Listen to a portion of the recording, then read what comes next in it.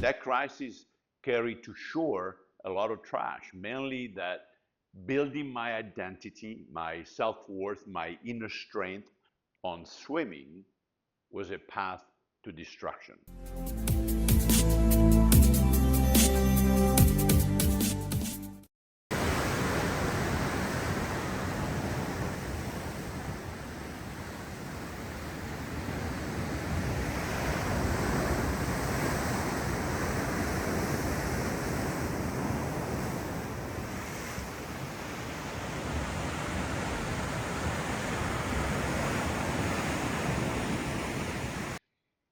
Why did I show you this clip? Well, the other day, the sea below our apartment was absolutely furious, and it resulted in the overabundance of debris that you saw washing on shore.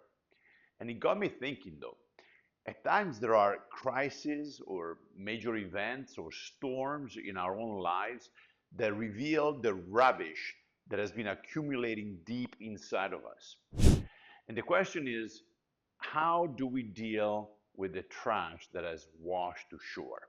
How do we clean up? Well, looking downstairs, I can see already that a portion of that trash has gotten back into the sea. However, the rest, though, the bulk of it, is still lingering on the beach. And this gave me a great visual of how sometimes we come to a breakthrough. First of all, what is a breakthrough? A breakthrough is a moment in time when everything changes. For instance, for me, breaking my back in January of 1983 was a traumatic event because I saw my Olympic dream just vanish in an instant. And that crisis carried to shore a lot of trash, mainly that building my identity, my self-worth, my inner strength on swimming was a path to destruction. Why? Because my feet were firmly planted in midair, not on the solid rock of Christ. And unfortunately, a lot of us are planted in midair. And when that thing that built our ego is gone, or when we are not at the top of the game any longer, or when someone else is the big shot in town, or when beauty fades, we go into a downward spin. And that is when people turn to Tony Robbins, with books like Unleash the Power Within, without realizing that the power within is the same ocean or the same sea that is trying to clean up its mess. Or if you feel more spiritual, you go to Joel Osteen, Having Your Best Life Now, without realizing that if that is what you seek, it is in direct opposition of what Christ preaches. We read in Luke 9:23-25, and he said to all, if anyone would come after me, let him deny himself and take up his cross daily and follow me.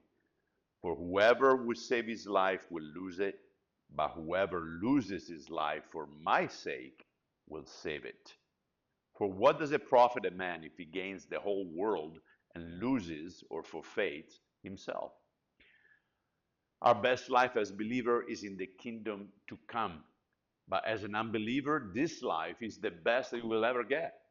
So don't get me wrong. I'm not trying to bash Robbins or Osteen. Well, maybe the second one. Because many people have found energy to make positive changes for the better through their programs. But are we only after better? The beach below is better now than it was a couple of days ago. But if I want to see it clean once more, I know that there is a need for someone to actually come and start removing the debris. This is an external intervention, something that goes beyond those ways that are trying to recycle the waste. Christ did not come to make us better, but to make dead people alive. Robbins, for a healthy price tag, can offer a betterment to his followers. And at his conferences, actually, there is a lot of features that embody what the Christian church looks like. However, is without the gospel of Jesus Christ. The kingdom of God is not just a bit better than this world. It is the superlative. It is the ultimate. And when Jesus performed signs and miracles, free of charge, by the way, on the street or in homes, he gave humanity a glimpse of that ultimate.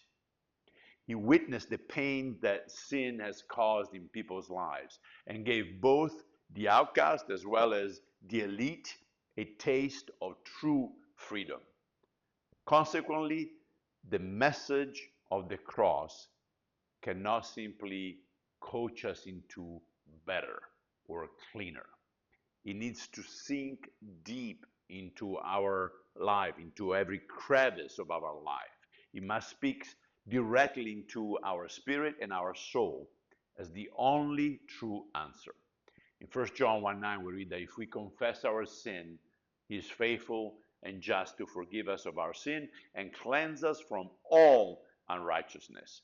So yes, for an $8,000 seat at Tony Robbins' conference, you may have a temporary experience of happiness, but the free gift of Jesus Christ will give you an eternity of true joy and satisfaction. So what are you waiting for? Catch you next week.